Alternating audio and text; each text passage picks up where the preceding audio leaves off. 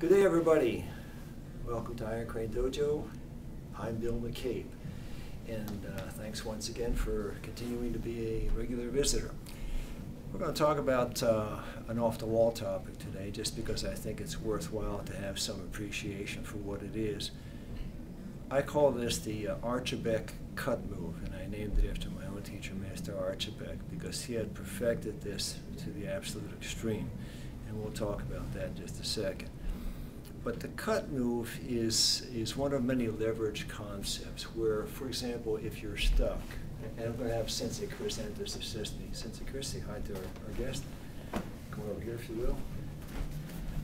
Just a simple move. He grabs my arm. Let's do the same side grab so we have a good camera angle. Now come over here at the camera if you will, Steve. And quick release or quick control. See, the leverage here is I've got him. Now, if he wants to kick with his left leg, he lifts his leg up. But you see, I anchor him to the ground. You see how I'm doing that? I cut. I drop his weight downward. Now, I'm splitting his energy, because as he's glued to the ground there, and here comes the Archie cut, I go forward and I cut into him. And you can see the leverage of the cut. Now, as I do that, I'm actually cutting to the center of his body, moves from here to here. So when I'm cutting, he's anchored to the ground, he's tilted slightly forward, and then the cut move drives him with great energy backwards. Okay, now that's if he's my friend. You know, I'm just trying to push him off of me. He grabs, and I say, come on, just cut it out. Okay, again, he grabs, I relax it. See, if I give him something to nibble on or read, he can read my energy, okay? But I just relax it. He grabs, I relax, and I'm in. There's a lot that's happening there. Okay, he grabs, and I'm worried about the leg, the left leg, the right leg. If he comes with the right leg, I cross him over. He lifts the right leg, I cross him over. Then I have a free hit. This is called high paddle horse's head. If the right hand comes across, you see, I'm still okay. Okay, so there's a lot that spins off of this, and that's why Archie made it a strong move for himself and made sure that all of his black belts did it with the equal level of proficiency. So he grabs. Now it can vary. Instead of hitting here, I can anchor him and slide under him and go into his hip. Here I'm occupying the center. I go in, hit. And you can vary this as many ways as you want, and you can play with it to your heart's delight. Okay, so you'll just get some ideas with that. He releases, he grabs me with this hand at chest level. I want him off my chest. You see, the thing is I have much more potential extension on my arm than he has on his, because he's trying to control me as he's about to hit me. So I release it. He grabs, I release. You see how powerful that becomes. He grabs, I release. He grabs, I release, and I do the same move opposite side, cross-side, into his body. Or grabs, release, into his head. Okay? Again, it's a very quick move. It's a very powerful move. Now, if you practice this, you have to be very careful. If you break your partner, your partner may want to break you back later on.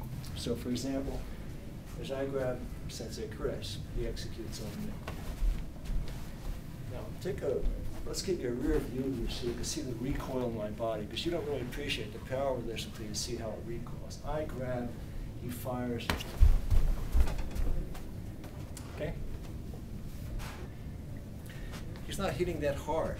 The move is just that powerful. I grab, he fires. Okay, again. Now, if you want to augment this, he grabs. You can do it as a flat hand. Right? See, when I do it, I relax and then I fire at the end. But you can twist it. You can straight arm and fire together.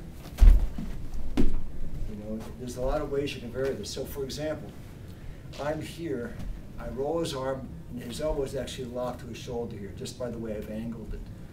So what I'm doing here is I'm doing something called G. I'm combining forces, combining vectors. Instead of just hitting with one vector now, I'm hitting and adding a second vector. Okay, so for example, if I didn't do anything here, see the second vector will move him. So I'm here in moving. Now I combine them, he literally goes airborne. So little tricks of the trade. Here, you can uppercut, you can attack under the armpit into the brachial reflex. You see how I'm doing that? With my thumb, this is all self-defense. Okay? You can attack to the head and all the head targets. Again, as you're in this position, you have to be mindful that he may have legs, he may want to kick. As he lifts his leg, see, I'm feeling, you know, his intention in the arms, and I'm ready to react to it. Okay, ready to react at all times.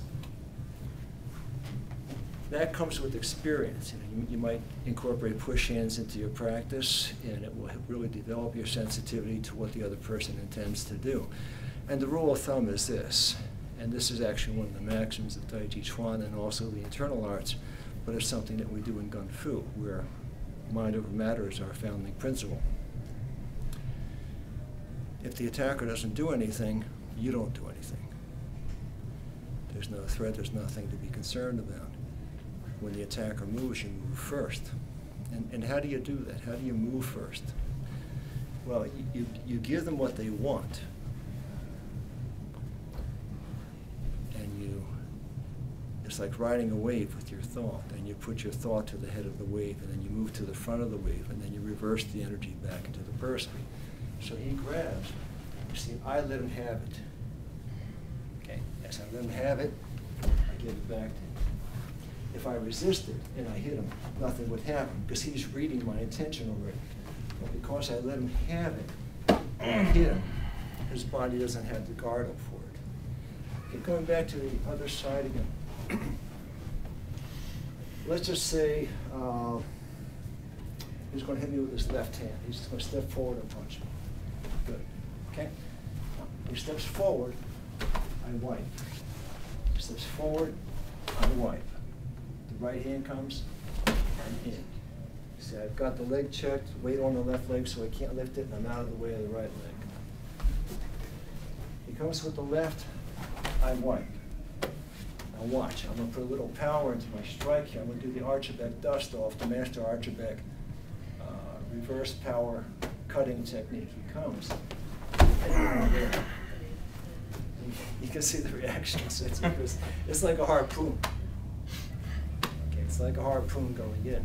Now I'll let him get his revenge on me. Now, mind you, we're both experienced and we have some ability to manage moderate contact like this.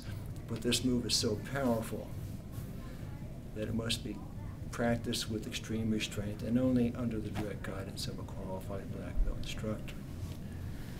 But it is something for you to research in your own schools. So I punch the sensor because I'll do it in slow motion, and he does the wipe, he captures, and cuts across. Good. You see the power of that. Now to augment the power, I'm going to ask that his legs mirror mine. So as I step forward, his right leg goes forward as mine goes forward, and now he's completely out of my striking trajectory zone, and he cuts across and fires. And this time he's going to strike me. So I come in, I punch.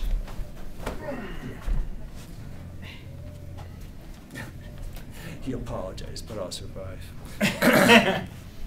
He actually had excellent control on the strike, so you know I don't know how it appears on the camera, but it did not injure me. Master Archie-back's cutting moves is one of the great first responses in the martial arts.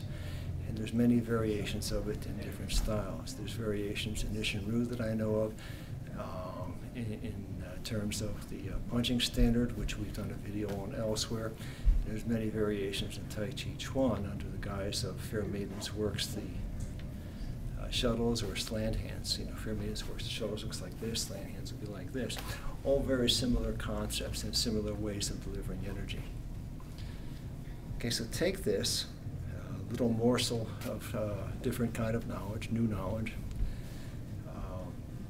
work it into your thinking, see if it opens up opportunities of movement for you. Then come back and visit us again in the future. Take care.